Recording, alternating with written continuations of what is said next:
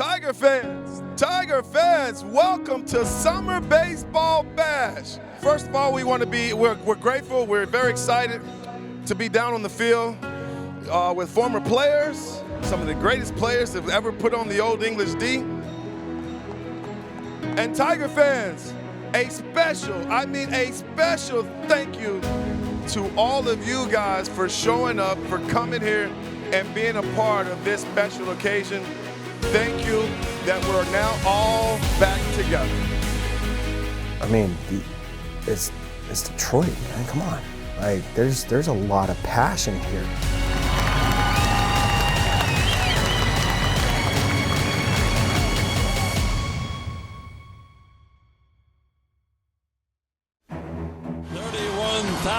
Plus coming to life in the bottom of the 8th inning.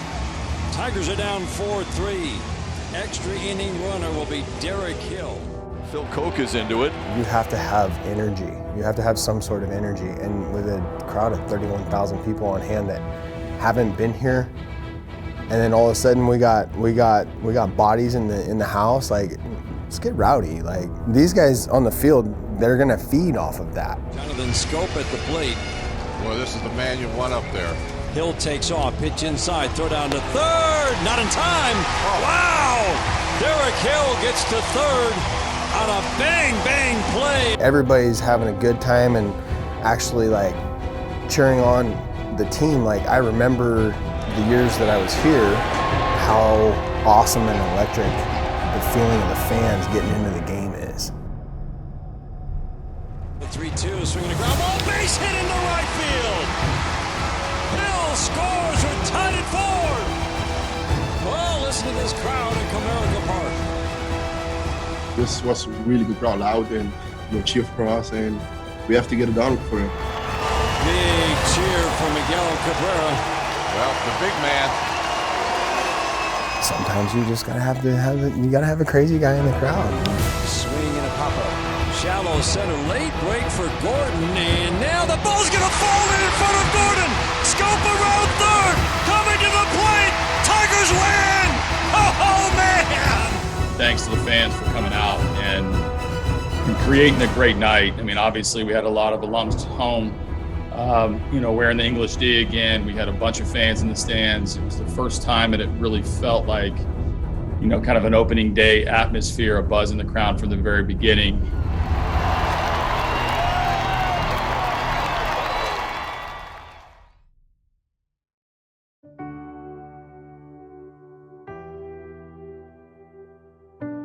Yeah, the injuries have nothing to do with it. Our handling of our young pitching is going to be done what we think is in the best interest of each young pitcher. It doesn't make any sense to me to respond to anything else that's going on while we're trying to develop a player plan for very important players this year and into the future with our pitching. I think it's pretty much the same game plan. I'm not really overthinking it, trying to pitch differently or anything. I'm still trying to be efficient, trying to throw a lot of strikes, weak contact, and get our guys back in the dugout. I mean, I think that's kind of what I always try to do. So I've kind of just been sticking to that. It's been an impressive splitter that's just diving tonight, more than I can remember recently, Jim. Boy, absolutely, and it's fast. It's not soft. The idea, again, if you're just wondering, why is he making these 3-inning starts? Limit the innings for 3. This is his 3rd, maybe 4 of these starts. Slowly build them back up. But they didn't want to put him in the bullpen. They wanted him to stay on the everyday routine of a starter. Very, very smart. And then Tarik Skubal will likely face something similar. Yes, it makes sense. In the weeks ahead after Casey has his stretch. And then Matt Manning really doesn't have to do it. At least doesn't look that way now. Right. Because his innings are much lower. We're going to reach some uncharted waters for these guys, whether it's Casey or others who haven't pitched the length of the season they're going to be asked to pitch. I'm continually trying to do, I feel like every good outing I have or every outing that I pitch, a little bit better, my changeup's usually always there. So that's kind of the pitch. Even going into last year, that's what I took into the offseason was like, how do I get this pitch better? And more consistent, because that's what I feel like is the pitch that's huge for me. Rangers now get ready to face a young man who is impressive every time out. People can learn to be just a little patient with young pitching when they get to the big leagues. I mean, his stuff is incredible. His makeup is excellent.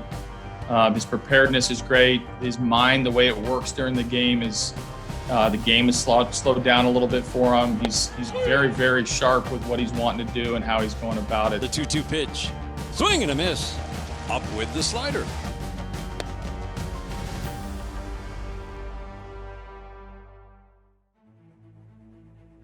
Matt Manning on the mound for the Tigers tonight. Right now, I'm producing some good games, but I know there's a lot more I can get with myself and make it just that much better. Hopefully these 2-run games turn into no runs pretty soon. The 1-2 to John Hicks. Swing and a miss. Fastball up with some life. Foul tip to the glove of the catcher, Grayson Griner. I mean, he was getting ahead of guys. He was throwing, he only threw a few curveballs. His slider has come such a long way. He kind of just put it into his arsenal, 2 starts ago or however many, and he just, I think just watching, I don't want to compare them, but, watching Mize and Skubal, it's almost like an inner competition within the guys, and it's making everybody great around us. Yeah, every game, if I know Skubal threw against him or Casey threw against him, I'll text him and I'll talk to them, say what do they think, what they see, and they give me a lot of confidence going out there. Just what they say in their words, they hold a lot of weight, and I lean on those guys a lot, so it's just a blessing to be with those guys. The 1-2, swing and a miss. He got it with the fastball. That's a heck of a 6 innings. We're trying to figure this thing out together, and it's definitely been exciting for all of us, and fun. And we like I mentioned, tough April, but it's been a really fun last couple months. But we got to keep it rolling. Yeah, no, I mean, when they get the ball, we want them to do well, and they set the tone of the first line of defense, and we're at home. We send out the starting pitcher, and those guys have been pretty good for us, especially this, right out of the break.